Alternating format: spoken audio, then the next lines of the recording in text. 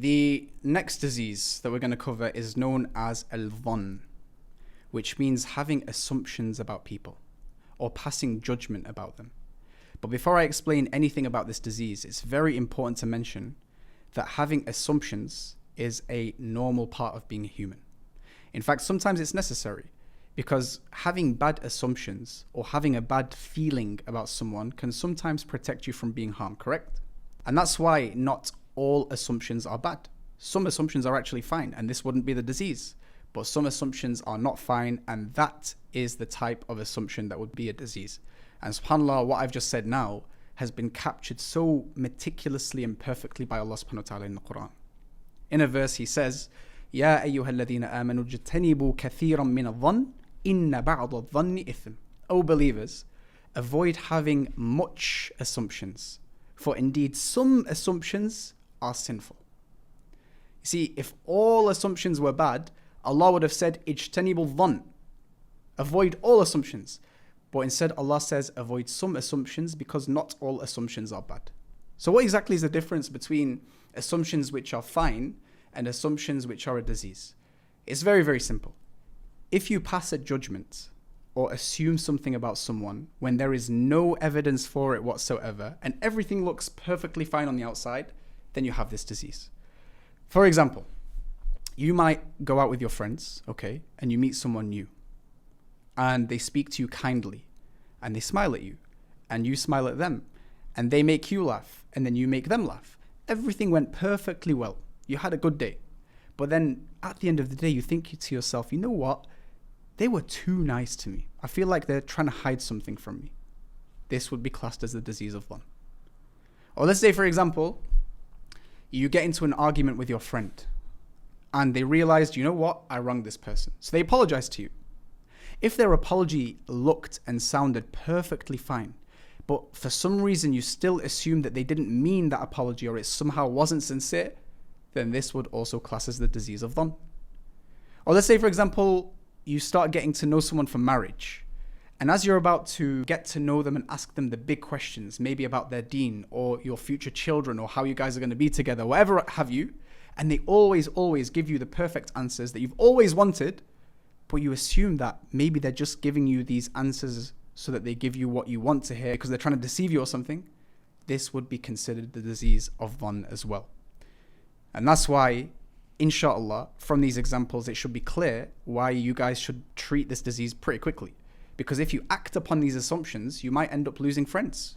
You might end up losing a potential spouse. You might end up missing out on potential opportunities, right? But subhanAllah, I wanted to cover all bases here and address what you guys might be thinking. You might be thinking, what if I have these assumptions because of past experiences? What if I think that this current potential spouse is faking their responses because it happened to me in the past with someone else? What if I think that this person that I've just met in this gathering has different motives because I was fooled by someone that did the same thing in the past? Isn't that enough evidence? Because we said that bad assumptions is, assumptions with no evidence. Isn't that enough evidence if it happened to me in the past? Absolutely not. You have to realize that you're dealing with someone brand new. Just like some people lie, other people will tell the truth. Just like some people cheat, other people are going to be sincere. Only when you have evidence about that particular person does your assumption then become acceptable. For example, if you meet someone and they start backbiting one of their friends, you now have evidence that just like they backbite their friends, they're probably going to backbite you if you continue that relationship. And so you distance yourself. This assumption is perfectly fine. Or let's say someone approaches you to do business with them, but you know that they had a partnership in the past that went very bad because of something they did. Now you have evidence to assume that just like they did something bad in the past, they might do it to you now as well. And so you decide to pray istikhara and reject the proposal and not do business with them. This assumption is perfectly fine. If there is evidence for your assumption, then this does not class as the disease. This is literally the boundary. But with that said, there is one exception. If you are dealing with a Muslim that is a fasiq, an open sinner, okay, then you can have any assumption about them with no evidence whatsoever. Someone who is an open sinner, you can have any assumption about them without any evidence about that specific thing that you're assuming. Why? Because anyone who has the confidence to betray Allah openly like that will have no problem betraying you in the future. So if you know of a Muslim that drinks alcohol and he posts his nights out on Snapchat, okay, and he commits zina, and he's very vocal about it, then you can assume anything about them with no evidence about that particular thing. For example, if you assume that they're going to cheat you, or backbite you, or lie to you, and there's no evidence about these things, no problem, because they're an open sinner, right? But you have to remember that there has to be clear-cut evidence that they are open sinners. It's not enough that someone says, hey, be careful of that person, they commit zina. You need to know for sure that they commit zina, whether it's, maybe adding them on Snapchat or something, but delete them off Snapchat if you have them anyway. But the point is, you have to have clear-cut evidence, all right? And now you have full knowledge, inshallah, of what this disease of Dhann is, A to Z. And to summarize before we move on to the cures, not all assumptions are bad, and the assumptions that are bad are when you assume something about someone with no evidence to back it whatsoever. If you do this, then you have the disease of Al-Thann. If you do have evidence though, then it's not the disease. Or if your assumptions are about an open sinner, a fasiq, then your assumptions are justified. You don't need any evidence either. And with that summary, we are now ready to go into the cures.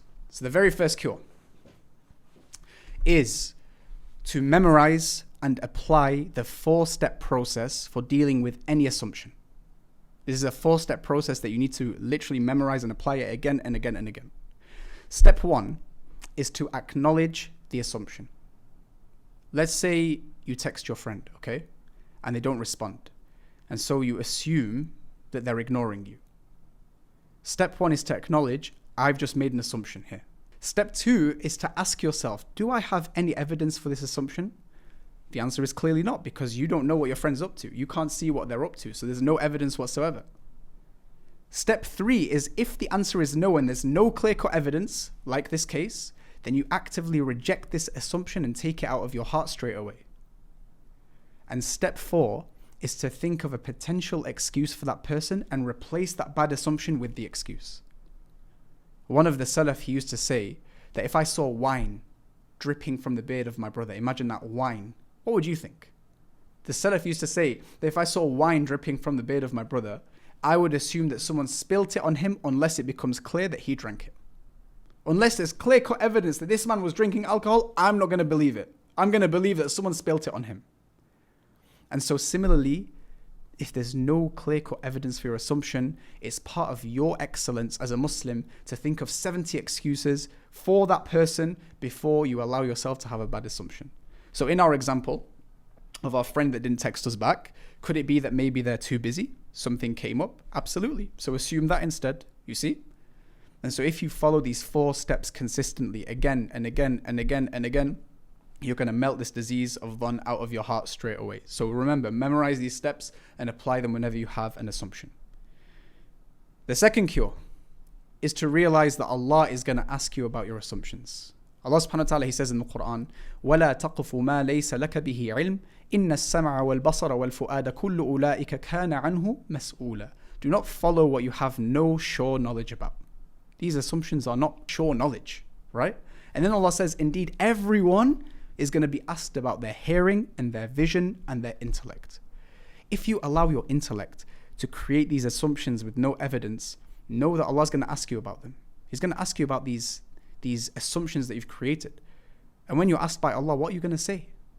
And what are you going to say to Allah if maybe you find out these assumptions were completely wrong?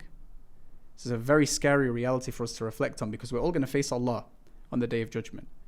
And so you need to really internalize this verse and repeat it again and again and again, and inshallah it will melt the disease out of your heart. The third cure is to realize that allowing yourself to have assumptions with no evidence is doing the exact same thing that the disbelievers did with their beliefs. You're literally following the way of the disbelievers. Why? Because Allah says about the disbelievers in the Quran, وَمَا يَتَّبِعُ أَكْثَرُهُمْ إِلَّا ظَنًّا إِنَّ الظَّنَّ لَا يُغْنِي مِنَ الْحَقِّ شَيْئًا. Most of them, they follow nothing but assumptions. Dhann. The same word that Allah is using in this Quran is the same word as this disease. Most of them follow nothing but assumptions. And surely, assumptions can in no way replace the truth. Atheists, they assumed that there was no God with no evidence. It's just dhann. Christians assumed that Allah had a child No evidence, it's just dhann. Hindus assume that there's multiple gods. No evidence, it's just dhann. So you're going to assume bad things about someone as truth with no evidence? You're literally following the way of the disbelievers, right? And that's why the Prophet ﷺ, he warned us of having this disease. إِيَّاكُمْ وَالظَّنِّ. Beware of dhann. For dhann is the most false of speech. It's the most lowly of speech. So don't allow yourself to follow the way of the disbelievers, and don't allow yourself to have the worst of speech, and give your brother a million excuses instead. And finally, the last cure is more of an indirect cure, and it is a difficult pill to swallow. And it's to realize that if you constantly assume bad of other people, this is an indicator that you yourself are bad. If you're someone who thinks that everyone is a cheat, you're probably a cheat yourself. If you're someone who thinks that everyone is lying, you're probably a liar yourself. If you're someone who thinks that everyone is manipulative, you're probably manipulative yourself. So you have to hold yourself to account. You have to be very brutal with yourself. Do I have any recurring assumptions with people? Do I constantly think that people are out to get me? Do I constantly think such and such? If that's the case, then realize this is a big indicator that you're the one that has this quality, because you see the world through that lens. And so by fixing that quality, you indirectly fix this disease of dhann and take it out of your heart.